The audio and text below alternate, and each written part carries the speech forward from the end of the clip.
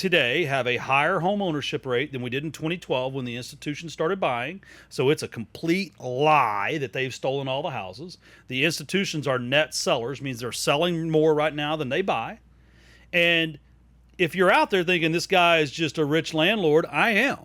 But I'm saying this because I understand that the way I got rich is by owning assets, not by paying rent. So if you're worried about getting stuck where you are, go ahead and vote for someone that wants rent control, because your rent will stay and the value of houses will go way up, and you'll never be able to bridge that gap between $2,000 a month and $6,000, $7,000, $8,000, $10,000 a month.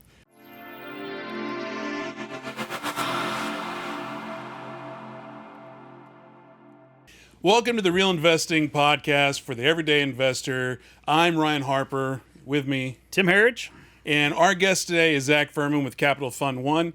And since I'm the only non-lender on this little panel, I'm going to say welcome. Well, thanks. Appreciate you. Yeah. Welcome back. Yeah, and it's always funny. It's like, what are we talking about? I'm like, I guess we're talking about loans. Nah, I don't think so. I mean, loans are just a function of the business, dude. I mean, it's like every deal. I always say, like, the one common thing every transaction needs is a piece of real estate. Mm-hmm. Right? You can't really invest in real estate without real estate, but I wouldn't say every transaction needs a loan, but well, damn near. That's right. Let me start. We'll push for it. Let me start with just this open concept, because it's always been, because I've been working with Tim for 15 years, and well, actually longer than that if you count Marines 10 years ago. We measure that in pounds per year, pounds not right. necessarily time. But the thing that is ingrained with me in my real estate journey is money is the easiest part of a real estate transaction. If you have a good deal. So I just want to put that staple out there. Money is the easiest part of the transaction, and then just open it up for conversation. So you say if it's a good deal. I tell everyone, a good deal will always find money. Like, whether someone loans it to you or partners with you or buys it from you, right? Like, it's the deals that, like, I think somebody runs past Kiavi and then RCN and then Capital Fund, and then it ends up on my desk. It's just like, hey guys, like, no one wants to give you money for this. Right. You tried to wholesale it. You were like, maybe I'll wholesale it, maybe I'll keep it, maybe I'll flip it, maybe I'll default on the loan. I don't know. What I tell my guys, the guy that gets pissed off when you give him terms, it's because we're not the first person that's told him. We're the last person he's called, and he keeps getting a no, bad deal, and that's why he's upset. It's the guy that, hey, I give you these terms. That's no worries. I got something better out there, and then he hangs up. Go get that guy, because he has the good deal, or he has those options. You know, the ones that are freaking out have been told no by everybody in town. So Zack, what is a good deal? What is a bad deal? From a lender's point of view. From a lender's point of view, so I would say a good deal versus a bad deal.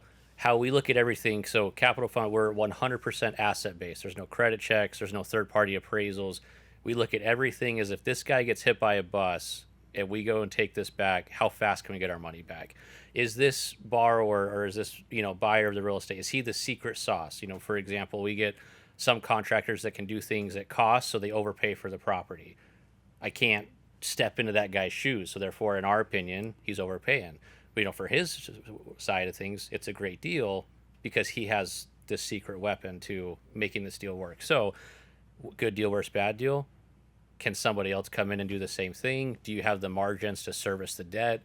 Are you risking $300,000 to make $10,000? What is your spread, on those? And so, there's lots, we can go into however many details you want on it. But well, what's interesting about that is, because I always say, like, I'm real estate investor adjacent now, like, because, like, I'm in the media world, I'm in film production. So fancy. I know, adjacent.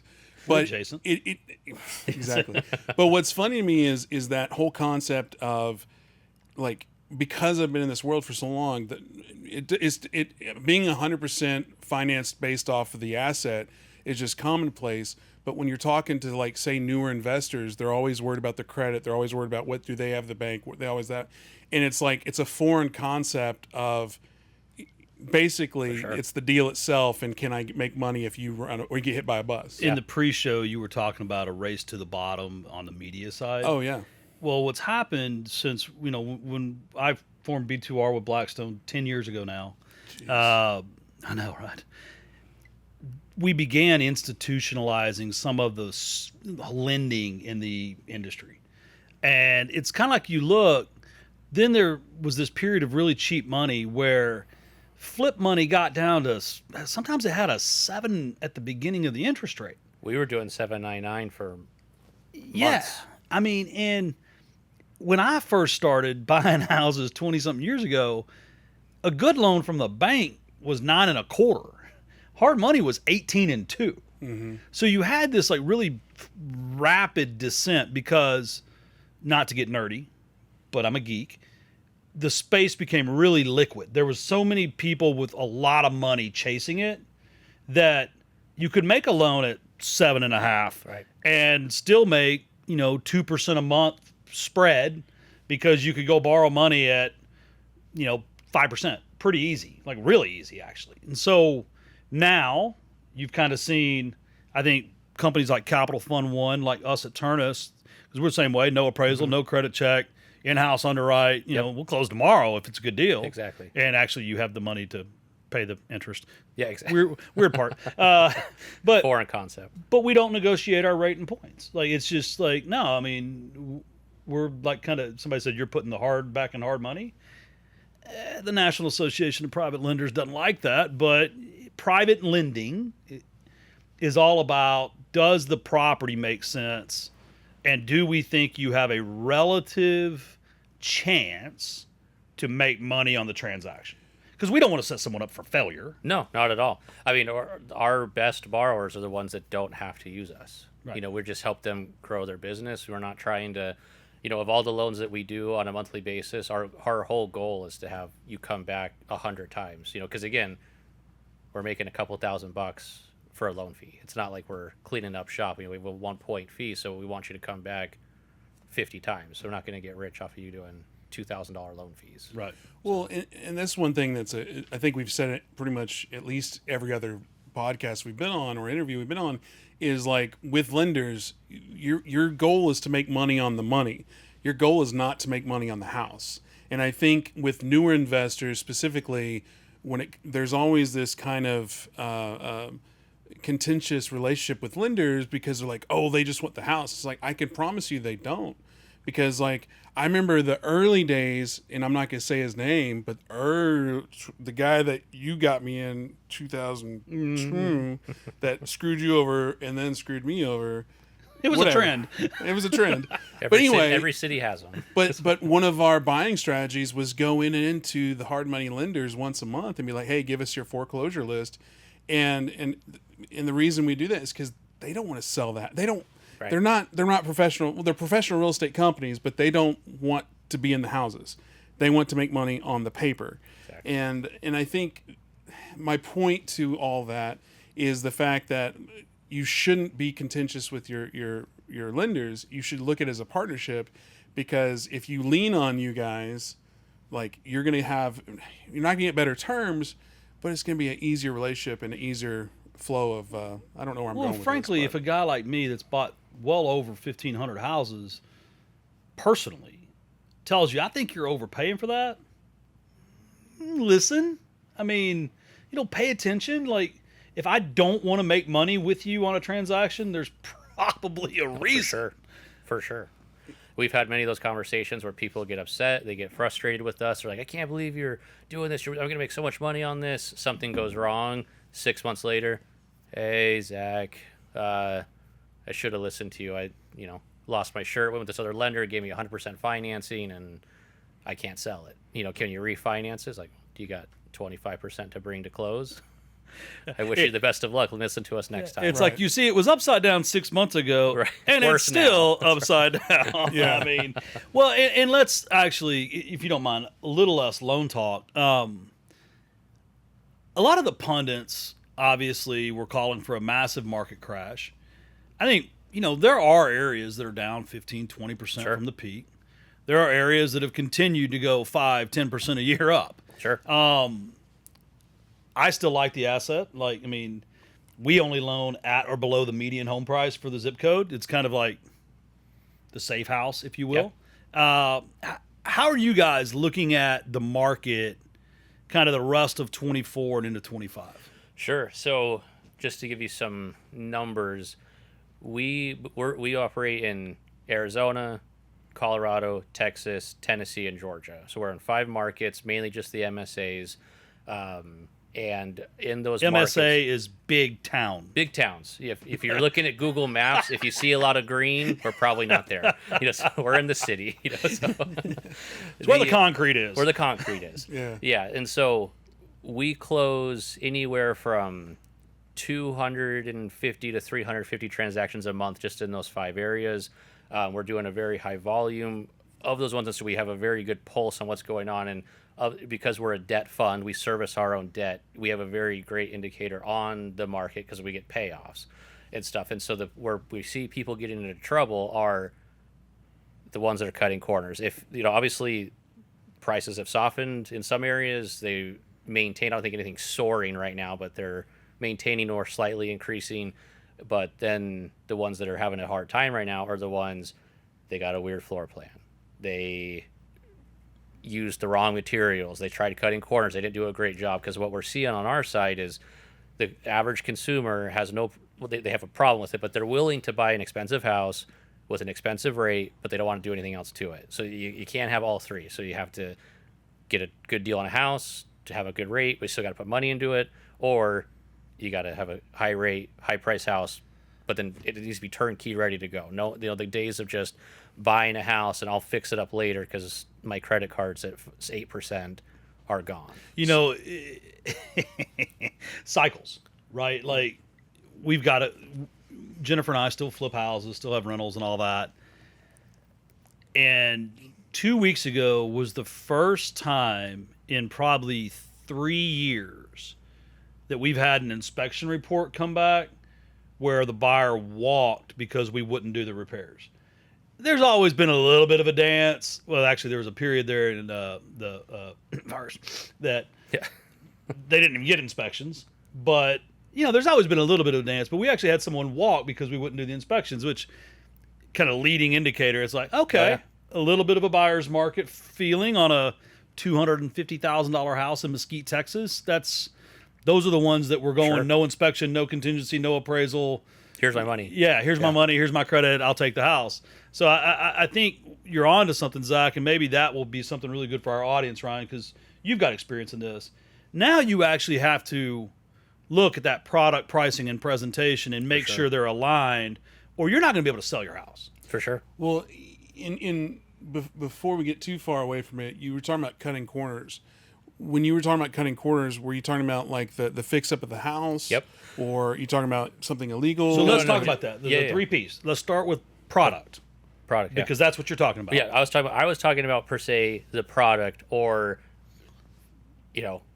caulking the windows, doing making sure the floor matches up, is the floor level, is all of the things that you could absolutely get away with because you were getting 5% appreciation a month, pre-July 2022. It had popcorn ceilings, and that was okay 30 years ago. It's fine still today. Exactly. But whereas nobody likes that anymore. Correct. Or the house is built in the 70s, and every 10 years they added a new room, in a weird way that, like, again, a year and a half ago, almost 2 years ago now, no one cared. But now I had to pay $4,500 a month for this. When you get your actual mortgage, between an FHA, it's just crazy what these mortgages cost. And so the power, it's not, I think it is in the buyer spot, obviously, for those ones, but they're just going to pass up their house. That's why you're seeing a lot of inventory sit. If you actually pay attention to the inventory levels, yes, there's more houses coming on the market, but the good ones are still going in a week or two. They're not flying off the shelf in 24 hours. So maybe some houses are in some areas, but they're selling in 7-14 days and getting under contract. They're just, the ones that are flooding the market. I mean, would you want to live there for $5,000 a month? So what do you think is the motivator behind that? Like, because obviously when there's a culture shift like that, it's not just one or two people, but it's everyone. Like, is it just because people are used to nicer stuff, or is it because now they're on TikTok and they see chaos and they don't want that in their life? Like, what moves the entire market to make a decision that hey, we want premium stuff? I personally think it's better. I think there's a lot of people that got in a lot of trouble July 2022 when rates went up to like the 8 months after that, because you had purchased the house maybe in March, you were working on selling it. July 2022 rates start ticking up, and there was like, oh, hold on, and then obviously you got all the rumors, oh, just wait for rates to come down. Rates aren't coming down. If they do come down, you're going to save $200 a month, best case scenario. That's, I don't think the Fed's going to come out and go, oh yeah, we're back at 3%. They're going to go from a couple. What it is 10 or the 20 buyers basis in the points. market now are not opportunistic. They're out of necessity. Yeah. Right. They've outgrown their apartment. They've moved to a new town. They're not just saying, oh, what the hell, let's take a 7.5% mortgage and pay Right. what is dang near the peak of house values, right? So since there's a little bit more inventory, and there's less buyers, mortgage applications for homeowner loans are at an all-time low. There's less people, so they can be a little bit more picky. And, back in the day, we called it functional obsolescence. Like if you had to walk through the second bedroom to get to the third, we used not to call that second one a bedroom. There was a period there where we called that 2 bedrooms, and it didn't really matter what you called it. It would sell anyway, the right? super room. So now we're back to, if you have that weird floor plan, like he said, and he was dead on, it's functionally obsolescent. You can't call it a 3-bedroom. The market is going to look at it as a 2-bedroom.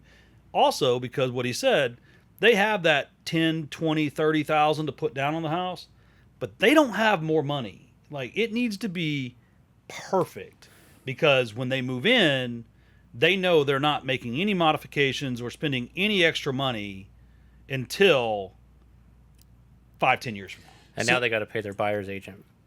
So What's That's negotiable. that's negotiable. What's yeah, interesting about this conversation is, in the 15 plus years of real estate investing, we're broaching on that. For me personally, we're broaching on the topic that I'm in all the time on the media side, which is, what does the customer want? What does the customer want? Because like in real estate, it was always like, the customer wants whatever the comps in the neighborhood are. So always build to the comps in the neighborhood. But one thing I haven't heard, and maybe that's just I haven't been listening well enough the past couple of years, is what does the customer want? What does the buyer want? So if the buyer is actually motivating people to make these decisions, it's like, I think investors, if they're not already paying attention, it's like, wake up and realize that you're not going to get by with the basics anymore. That maybe over rehabbing, which was always a bad word, the last 15 years, maybe that's the norm now. Well, or if you're going to under rehab, you have to plan to undersell. There was a period there where you could under rehab and still oversell, right? We're back to, if it's an as-is type purchase, he said it 5 minutes ago, you're going to have to expect to sell that for less, right? You don't get the same price as the house down the street that was done to the nines. And we saw a lot of people, the smart investors, and those of you that listened to me in January of 2022, change the way they bought when they started hearing rates were going to go up. Mm-hmm. The newer people that hadn't been through any cycles he said it pushed through June, still buying the way they were buying. There were a lot of lenders still offering 80 LTV, 100% financing. And anything you bought in June of 2022 at 80%, especially my friends in California, I mean, they were at 100% leverage by January of 23. I mean, It moved fast. I feel like, though, people buying now have kind of made the shift. Would you agree? No, for sure. And it's definitely, at our office, we call them the HGTV disciples. Like, a lot of them are gone. It's like the people are like, oh, let's pull some money over 401k. We got 30 grand. Let's put down. We're going to go flip a house. My wife loves design. A lot of that is mellowed out. Like, and it's kind of just like, without getting political, like the economy, it's like the good are getting better. They're making great money, and the bad are that spread is getting far wider. Bad are doing novations. Exactly. Well, that's right. on that, you talking about that, I think the people that think the economy is good don't go to the grocery stores. Because like the thing, and again, I think every time I talk about the subject, I feel like I'm getting into my parents, is like, when I get a 12-pack of Dr. Pepper or Coca-Cola, that should be $2.99. Not $9.99 now, or $10, $12, crazy. whatever it is. So every time I see that, I'm like, what is going on? Yeah. And it's just like the people that don't, trying to buy a house or trying to buy a car or trying to buy anything, which just everything's so damn expensive. Like, this has nothing to do with real estate, but recently my car, it overheated, took it in the shop, and they're like, it's going to take $5,000 to fix it. So obviously the rational decision was like, well, I'd rather just buy a new car, and I'll just put that $5,000 towards a new car. They wanted to give me a trade-in value of $16,000 on my 2020 Ford Expedition that I still owe $36,000 on. Yeah. They were going to give me negative $20,000 equity. But pay the old market price for their car, but we're adjusting for your car for the new market price. I got into a fight with Grapevine Ford last night. So Welcome to the Car Guys podcast. I know. Because I got a story too. No. Yeah, I know, right? But long story short, they wanted to put me in a 2023 because it's a better deal. King Ranch, which was a great car. Sure.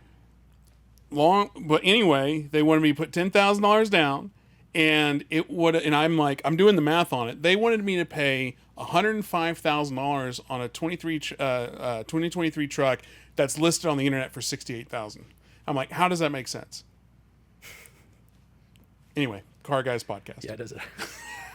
I mean, if we can just push pause and just let everybody know, the more you trust the people in the government, they'll fix it. We just got to give them the power, and everything's going to get better. It works in every society every ever for millions of years. Yeah. Let's do that. Yeah. The people in power have your best interest in mind. Exactly. Yeah. This is our official endorsement of whoever's going to pay us the most money podcast. We're taking PAC donations. Is like Kamala, RFK, Trump, call us. Whoever's going to give us the money. Nah, not all three. Well, whoever the highest bidder. Whoever the highest bidder is. Only one's been nominated, so it's hard to tell. But hey, actually, that's a great segue into something I've been thinking a lot about, and that's housing policy. Mm-hmm. Yeah. Rent control's been a hot topic on social media lately.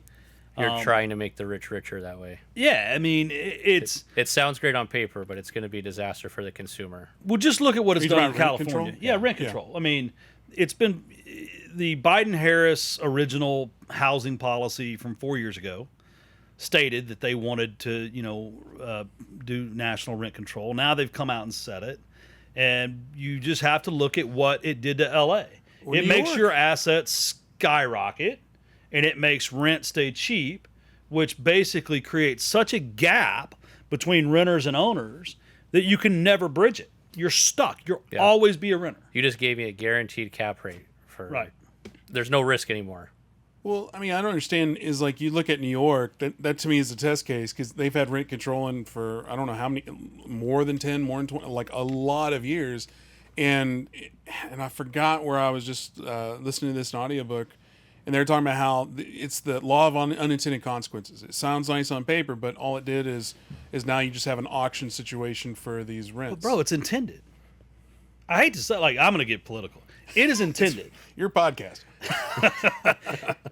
If you keep the voter where they currently are, you guarantee yourself future voters. If you don't ever allow people to build equity and wealth, and the number one value store of wealth in America is home ownership. Right.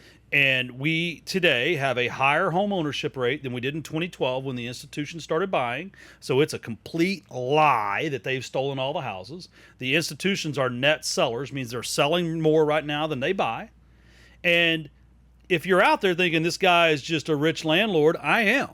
But I'm saying this because I understand that the way I got rich is by owning assets, not by paying rent. So if you're worried about getting stuck where you are, go ahead and vote for someone that wants rent control, because your rent will stay and the value of houses will go way up, and you'll never be able to bridge that gap between $2,000 a month and $6,000, $7,000, $8,000, $10,000 a month. But you'll own nothing and be happy. And you can keep voting for them. Well, I think, and not just because you broached the subject, I think when you're younger, you tend to vote with your heart, and when you're older, you vote with your wallet. Now, I do think that's a little unfair simplification, because I don't think voting with your wallet has to be I don't think it's against your heart, because everybody I've met in politics across the board, I don't feel like any of them has had ulterior motives. They all want to help in their own way. I know? trust Mark Cuban to do better things for our country than Trump, RFK, or Kamala. Period. Because anytime he gives something or donates to something or supports something, he's doing it because he chose to, not to win friends and influence. So the thing about Mark Cuban, and I've only met him once. Be on our podcast, please. That'd be out. We can email him. He answers emails. But the thing about him though is he seems super genuine. Like when I met him, he was just like he's right there. He's talking to you. He's a good dude, you know. And there's a few people that I won't name, but like you meet them and you're like they look past you, you know. Where the thing about Trump, like everybody loves Trump because you But they meet were him. at that political fundraiser he was at. Right. Yeah, not kidding, right? But when you meet Trump, I've never met Trump, but what they say is like when he looks at you, he's only looking at you, and he gives you attention. He makes you feel like you're the center of the world. There are other people on that list that we've named. I won't say specifically that you look at them and they it feels like they're looking 3 feet behind you. You know, where I think that's what makes a good politician in that way. But I think the only thing I would just say on that is, to your point, the greedy rich landlord, you only benefit from these things happening. Us saying these things is trying to help people maybe don't understand, that aren't educated that one, like, oh, like the rent control. It's like all you are doing is making me richer, you richer, or anybody else that's involved in those standpoints. So let's get into how would that make you more richer when there's rent control? Like, because if we're so not we, because I don't understand the policies enough to be for or against. So when there's rent control, how does that benefit the rich? There's many different ways. At least the biggest one, at least maybe the most obvious one, is you take out all of the risk. You now have closed the door for people that can buy, because if you have money already, great, I could pay a little bit more for it, but I have a guaranteed, I now know there's no more risk involved. I now know I can buy this thing. I will get $2,000 a month, and then every year I can raise it $200 or $500, whatever that number is, and my payments will go up maybe as my mortgage, but I have a fixed rate now. There's no longer any market fluctuation, because everybody that would normally move out of renting, buy a property, buy another house, they're gone. They can't afford it anymore. That gap is now there. Just like we were talking about at the beginning, who's buying these houses right now? I don't know the exact number. I think it's like 80% of homes right now or have a rate less than 4%. Of that number, I think 80% of that number, it's like less than 3% mortgage rates. You're not moving. You are now sick. So that's where you have these people that are moving now. It's because you got a job change, your family grew, you have to move. Like there's something in your life that's causing you to go look. You're not going to give up your $1,300 a month mortgage to get a $3,000 a month mortgage for literally like a lateral, if not a worse house than you're in right now. Right. And so the rent control and things like that, there's no more buyers. There's no more competition. You're limiting the people who can actually afford it, because those prices just keep appreciating, because again, you don't have to keep expanding out because you have less demand. So the prices are going to stay here. They're just going to keep going up because I don't have to go build out 45 minutes outside of town, because no one's going to move there because they can't afford the mortgages. They're just going to keep renting. They're just going to rent here, but I can only charge this much, so I'm just going to keep building up higher. It also consistently constrains supply and lowers the quality of the existing supply. Because if, as a landlord, if I can't ask your family to move and raise the rent to $1,000 to what the market is,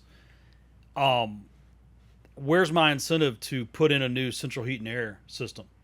I'm just going to go buy a $150 window unit, slap that sucker in the window, right? Where's my incentive to upgrade my insulation or my windows? You know, the average rent house that Jennifer and I own, we've spent over $65,000 per property improving the property, right, improving the to neighborhood. Try to get that next level of rent, which then lifts everybody in the neighborhood. All the 65% of people there that own their homes, I'm making their homes more valuable. So what happens is you lower the quality of the housing stock, which depletes the quality of life of existing tenants. Mm-hmm. And then what you create this game of creating brackets. So I may have to evict you, wait 6 months, and then renovate the house. But if I can do that and go from $2,000 a month where I'm stuck to $4,000 a month, I can wait 6 months for that. So landlords, you see it in New York City all the time, they'll make an entire building go vacant and get rid of all the services and basically make you live in squalor until you give up and move somewhere else. Well, now they go from $2,000 a month average door rent to 1,900 or 19,000, or I mean, it's like insane. Some of these jumps. A friend of mine lives at Madison and 30th, and they pay less than 2,000. And if she were to move, that unit would rent for $9,000 a month. So they keep offering her $50,000, $100,000 to move, but they can't. They're stuck because there's nowhere else they could go and pay that. So they are stuck there. And guess what? It's the most unrenovated, unmodern unit in the building. Go look So- at Section 8. I mean, that's Well, already a that's perfect li- example. Yeah. That's literally what I was about to bring up is like, so when hearing y'all talk, it reminds you of Section 8 housing where it's like, what is the absolute bare minimum to get this guaranteed check? Because the government's telling me what I'm allowed to charge. Right. And they're going to pay no matter what. Right. So like if I'm only going to, if the popcorn ceilings or whatever, and I'm going to get that guaranteed 1,500, guaranteed 2,500, even though the market should be 7,500, well, I'm not going to give you the market services if I'm only getting this. Right. Okay. Yeah. Yeah, the Section 8 is how it clicked in my head. Yeah. So it's, anytime the government interferes with the free market, and you said that earlier, Zach, anytime the government interferes with the free market, the unintended consequences typically are worse than the stated benefit. It sounds great, but for who? Yeah. When you actually do the numbers back, you actually understand what's going on. That's why you got to listen to things like this and actually learn about what's actually happening. Right. It only benefits wealthy people to do what they're asking or proposing. Well, and anyone that thinks, like, there's this cool tool I use all the time called math. And anyone that thinks Never heard of her. that houses, she is not a tool. Oh. Anyone that thinks houses are ever going to get cheaper is living in a dream. Every year there are more people in this country. Every year people live older. You cannot imagine, I cannot imagine an America where we think, you know what, it would be great if we had less people next year and people died sooner. Right? It's just never going to happen with the advances in technology, medicine, etc. So every year there'll be more people. Every year they'll be living longer, which then compounds on the fact that there were more people, more immigrants, etc. Which immigration is a great thing. It supports our economy. I'm a big fan of immigration. I feel like there was a disclaimer somewhere that you had to say that. No, I mean, It's true. look, it's our country's built on it. Like, I'm not a big fan of the whole close the border stuff. I believe everything should be orderly. But, look, I believe that people that want to come here, work hard, and have a family, we need more of them. Especially the ones that are willing to serve our country, which, let's talk about politicians. The three we mentioned, none of them did. Just a whole nother sidebar. But no. So, look, where's I going? I got all sidetracked. Math. Math. Yeah, Thank there you go. you. Thank you, Soil. The voice of God. So every year there's more people and they're living longer, so there's even more people, which tells you have to have more money. Right. And if you have to have, so this whole the government stop printing money thing, wrong. That would mean the society as a whole would have to decide we don't want to make more or earn more. Matter of fact, if I'll stay here for 10 years, Ron, will you pay me less? Like, that just doesn't line up. So I can. This Yes. notion Yes. of that inflation will stop or houses will get cheaper. The house in Mesquite that my parents lived in when I was born was worth $18,000, and they bought it on an 18% mortgage. It's worth $350,000 today. I'm 46 years old. Before I'm dead, that house will be worth $1 million. There will be a time where my children sit around a table and say, "Can you believe Dad used to buy those houses for less than $1 million?" And it's not going to stop. There's nothing we can do to make it stop. There's no Bitcoin. There's no politician. Unless we have a real pandemic that wipes off half the freaking globe, house prices keep going up. Inflation keeps going up. You just have to do what you can to stay ahead of it. There you go. Which is owning Thanks assets. for coming today. We'll talk to you guys later. Yeah, I know. It's just- Yeah. Which is owning assets, which Yeah, is no, for investing sure. in real estate. And, Yeah. and if you can't afford to pay cash, you got to borrow money. Exactly. Give us a call. Yeah. Yeah. after you call me. You know, That's right, it's like where do you go after that with the conversation other than like back to Loans, cars, politics, inflation, rent control, I know immigration. immigration. I think this goes back to if it's something you want to do, it's 100% possible. If you're willing to Yeah. work hard and make the sacrifices, obviously I don't agree with a lot of things that Dave Ramsey says, but if you live like no one else, later you can live and give like nobody else. It was so funny. Thank you for choosing a new topic. Or not Dave Ramsey. No, Another no. controversial So topic. this fall I'm starting an executive MBA program at SMU. Thank you, sir. Sweet. And I've been going to these BLC classes, business lecture series thing, and it's always funny because like there's like these MBA students who are like right out of college and they're like super young and they're super smart, but they have zero experience. And then you got me who's not that smart but have a lot of experience. And one of the classes that I was in was wealth building, and they were just talking about Dave Ramsey, and they were all Dave Ramsey fanboys. And I come from this world where, if you want to be Dave Ramsey, you got to be rich to be rich. Whereas in the real estate world, you just have to have a work ethic. Yeah. And it was just funny hearing people praise him, and because I've never been in an environment where people were like super fans of him. It's the unintended. The following his system might get you there, but it's never going to get you. You're always going to be behind. You're always going to be an employee. Yeah, I mean, I think earlier you were talking about something, and so were you. I want to go back to it was being honest with the lenders and because really to be successful in real estate, you do have to conduct transactions. Mm-hmm. Like you have to buy and you have to sell. Nobody has enough money to keep them all. I mean, most normal human beings don't.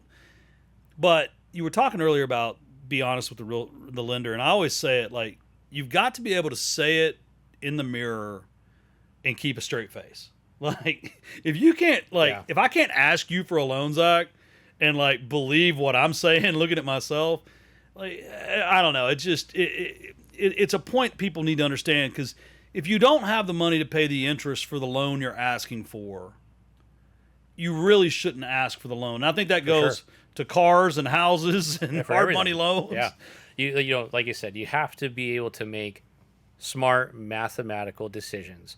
If you need to work an extra 3 months to save up a little bit more, do that, because real estate investing is going to be your biggest blessing, but it can be the biggest curse that wipes everything out as well too.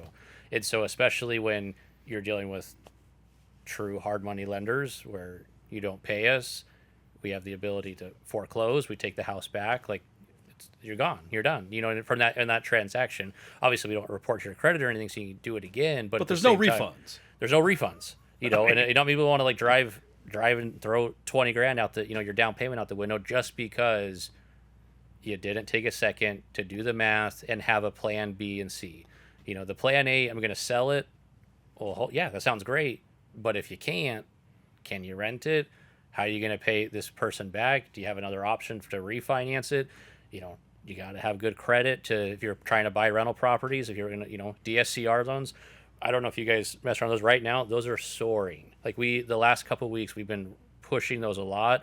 Right now, we're sending out DSCR quotes 25 to 50 basis points higher than a conventional loan.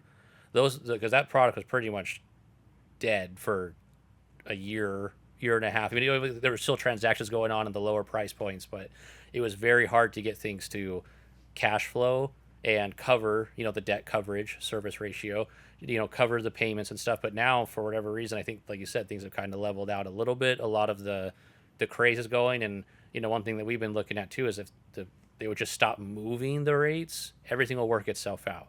Prices will adjust accordingly, demand will adjust accordingly. But in order to get a DSCR loan, if you want to have it, you got to have a 620 plus credit. For even then, it's not going to be a great rate, but the better the credit you have. So just doing the little things to not get overextended, make sure you have your rainy day fund and plan B, C, and D. Hopefully you don't need plan B, C, and D, but you do if plan A doesn't work out. Well, you kind of touched on it. I think when it comes to real estate investing, especially for like the hustle culture, let me just go out there and do it, jump out of the plane, jump off the cliff, is not doing a fully a feasibility study. Yeah. Like literally just sitting through with a pen and paper, a big ass whiteboard, and just be like, if this, then that. If this, then that. What if there's a pandemic? What if there's a fire? What if unemployment? What if this? What if that? I mean, you really have to take a risk, but you take calculated risk. Right, but I think too often we get so closed-minded of, ooh, I got a house, it's 50% minus repairs. I'm gonna put 20 into it. I'm gonna sell it for X, and I'm gonna make blah blah blah blah. Right. Versus what if? Because again, if you do too much analysis, you have analysis paralysis. But to your point, like just sit through and run through the situations. Well, I'll give you a great example. We allow our borrowers to borrow money from a third party for like their down payment or their interest payments. But we require it to be placed in escrow. Mm-hmm. And I get the pushback. They're like, oh, but I've got the money in my bank account. It's like, yeah, I get it. Your dad gave you the money yesterday. What's to keep him from asking for it back tomorrow? Because without that, you don't have the money to pay me, which means I have to foreclose on you. And, it's common sense. It's if you have to move heaven and earth to make a deal work, that's a shaky foundation to start from. And, that's a lot of times, I mean, I'm happy to turn the deal down if they don't want to put that in escrow. They're like, oh, you're going to charge me interest, but I have to pay the interest in advance. I'm like, yeah, you do, because it's not your money. And if your dad wants to be secured, he can file a second lien, like behind me. I mean, I get paid first. And it's just, but it's part of that prudent decision making. And by the way, my wife has been doing this longer than me. She bought her first house at auction using credit card advances. I'm a huge fan of taking risk and going for it. But those credit card advances, right, she knew she would have to pay them back. And she got them before she bought the house. She didn't say, oh, well, if I don't have the money for the rehab, I'll use a credit card. Because guess what? Sometimes credit cards cut your advance rate. Sometimes they cut your available credit. Like today, or just immediately. There's no heads up. And if you're not ready for it, I mean, it can be a disaster. So when you're doing those kind of contingency plans, if this then that, make sure what you're planning on. A big thing.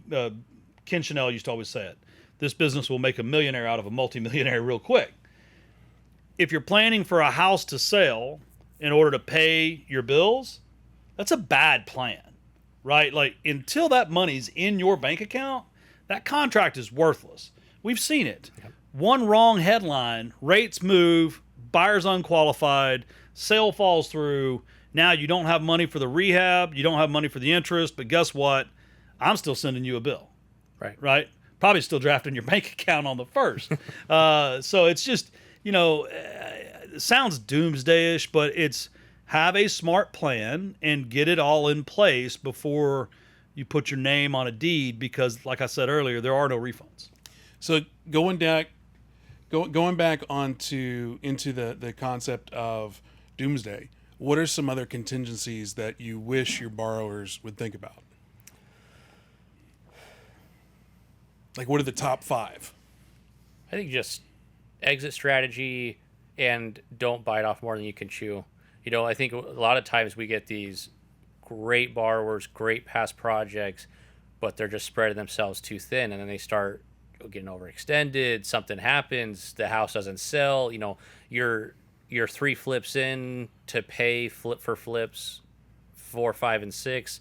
And you just have this cycle where, and I've seen I have made a lot of millionaires loaning the money, but we've also taken a lot from people, not like their houses, but I've seen them lose everything because they just got too big for their britches. But Zach, I'm extremely confident, irrationally confident to make this happen. I want it more than anyone. I'll put in the work. What Yeah. are you trying to tell me, that I can't do the deal? You should absolutely do the deal. I'm just going to ask you to put 20% down, and you can do as many of those as you want. I'm going to need you to put 25% down. Hey, just a heads up, there's 17 months worth of inventory in this neighborhood, and all I need is for half of that to be more desperate than you, and then you're in trouble. And so that's one of the biggest things we're looking at now is like you have a great track record. You are not the problem. It's your neighbors. Are enough of your neighbors going to get into a bad spot to where, yeah, all these houses are selling for $1 million today or 300 grand today, but I get a couple people that lose their jobs because of what's going on out there, and now they're selling it for 250, and now you're upside down. I think that's an excellent point, just because I think as investors, you do have this overly confident, I'm a killer, I'm going to make it work, I'm going to be a gajillionaire. We're not worried about you. That's what I'm highlighting is Right. the fact that it's not you. Right. It's the market. And like you said, if your neighbor is willing to take a haircut, they're gonna overtake you. Well, back to what you said earlier, you asked him what has made the buyers change what they're looking for. Mm-hmm. Public perception and mass media influences people's opinions. And we still advertise, send postcards and stuff, and I get these web leads, and I look at them every now and then on my house buying side. And I haven't in a long time seen so many comments in the comments section like, I need to sell and can't wait for it to sell, or I can't wait, houses are sitting on the market. That type of commentary, mathematically, looking at my career, houses are still selling in the top 10% of my 20-something years doing this, as far as days on the market. But recency bias. The public is afraid of housing, and what he just said was very kind of interesting, because if your neighbors start getting panicked, if there's the right news cycle, they'll start dropping prices. And for them dropping prices, if they go back 2 years in prices, it's still probably 5 to 20% more than they owe, and they're fine. Right. But if you lose 20% on a 70 LTV deal, You're screwed. you're upside down. Right. And that's kind of the thing. And then another thing he talked about and you talked about, and you'll learn this in your MBA classes, when I've consulted investors, big and small, I always talk about their cash flow calendar and their cash conversion cycle, because you may make a lot of money and not have a lot of money. And that's just life. That's business. Big businesses. That's just life. No, big businesses. I mean, look, I've run companies that we do 130, 150, $200 million a month in volume, and we run out of money sometimes between the warehouse lines and loan advances and slow payoffs. I mean, we've got a $50 million fund, and I have to balance my capital efficiency, my cash flow. So no matter how big or small you are, no matter how awesome you are, cash flow matters. And if you don't have a cash flow calendar with contingencies and you don't understand your cash conversion cycle, the last thing you need to do is get into owning assets when you're not experienced at it. The one thing I would say to that is like currently I've never made as much money in my life as I do right now. Mm-hmm. Pause. I've never spent as much money in my life as I spend right now. So that's a different way of saying it, but similar. Yeah, because until you're ready to go out the door, right, shut everything off and just collect what you've created. You got to keep that going. Yeah, it's you got to feed the machine. This guy, sure. I mean, they've got a big company. Those people need to get paid like twice a month at least. Yeah. Payroll still due. Yeah. Yeah.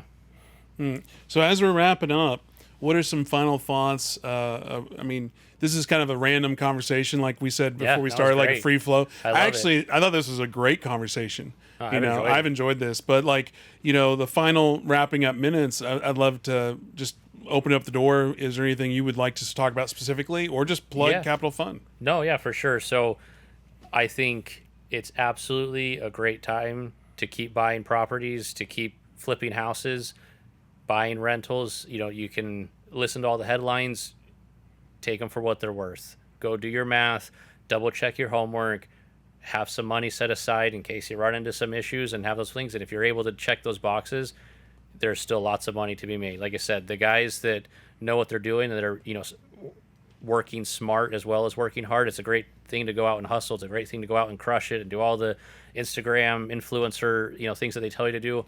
But as long as you keep working smart and using your calculator, you're going to make more money than you've ever made before.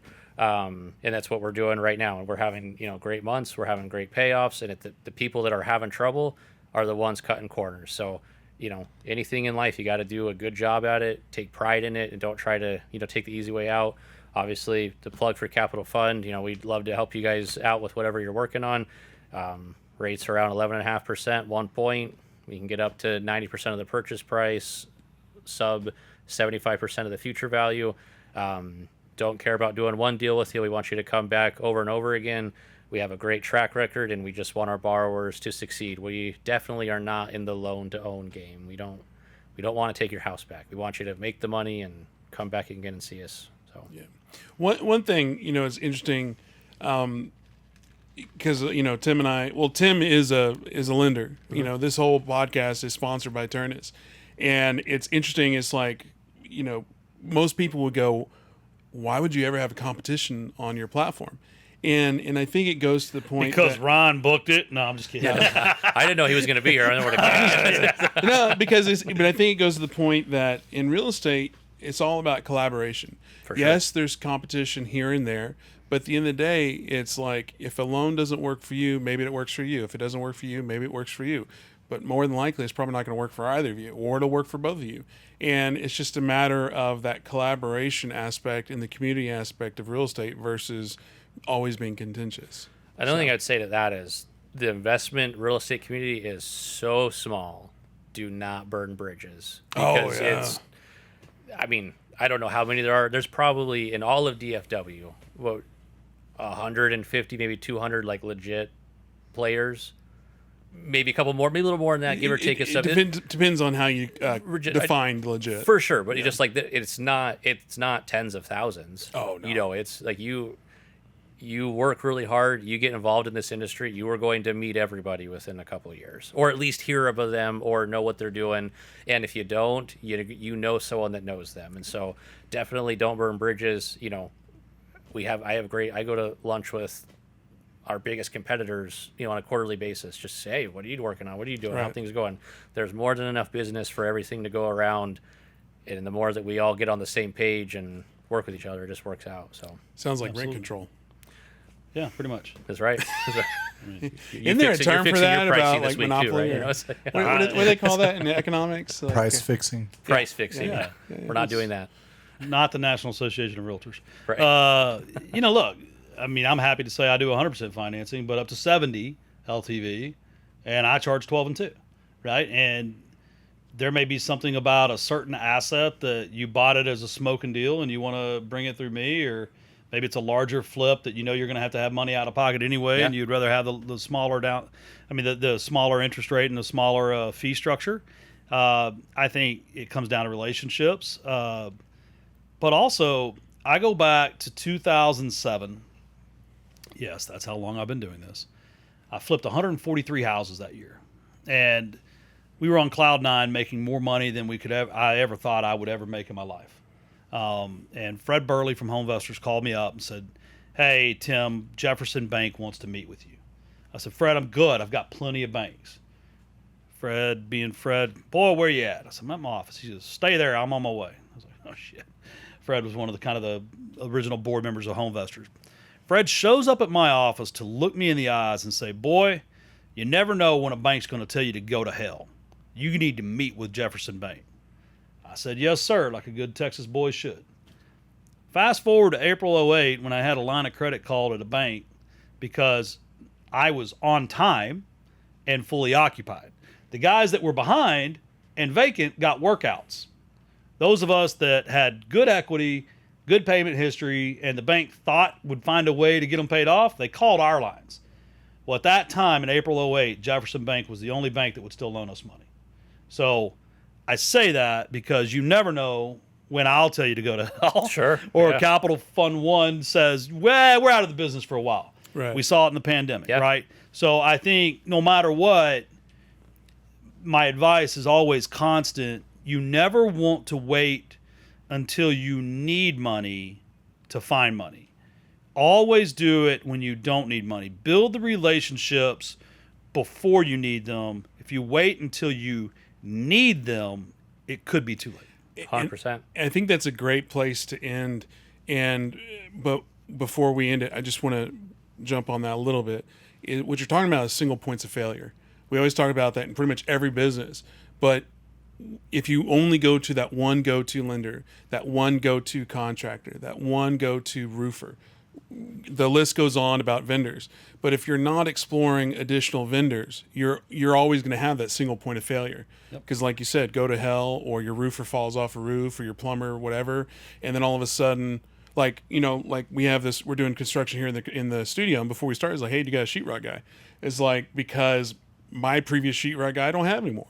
So now I have a project that I don't have a quick text message or phone call to get done today. Yeah. And I have to go through that list. So even though that's not the best example, It is. it is a somewhat of an example of a single point of failure. Because what if I need that done today? I can't do that unless I'm willing to cough up a ton of money. Look, after 23 years of flipping houses, Jennifer and I cannot find someone this week that will do a wood destroying insect report on a house for us. Pat Messimer, my old guy, died. The other guy wanted $2,000 for it. And we can't get a referral.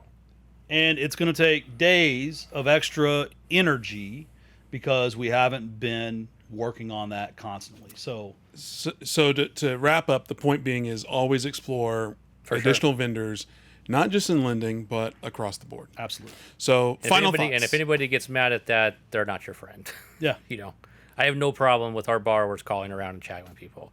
And we always tell you, you know, if you can get a better deal, go get a better deal. Call me on the next one. Just give me a shot on them. That's all we're looking for. Yeah. Yeah. So final thoughts to wrap up this conversation? No, thank you for having me. We really appreciate it, and we missed the RE meetups. So Well, I'm glad you were here. I'm a fan of your company. Been watching you for a while. You know, I think the competitive landscape, you always have to look at it, and you know, success leaves clues, right? A lot of what we do at Ternus is a little modeled off of them, a little modeled off RCN, a little modeled off of Blackstone, a little modeled off of acquisition funding source from 2006. It's kind of a little bit of everything, and then you find what works for you. So Success leaves clues. absolutely. Love sure. that. Well, thank you, Zach. Thank you, you. Tim. Thank you. We'll see you next time. amen.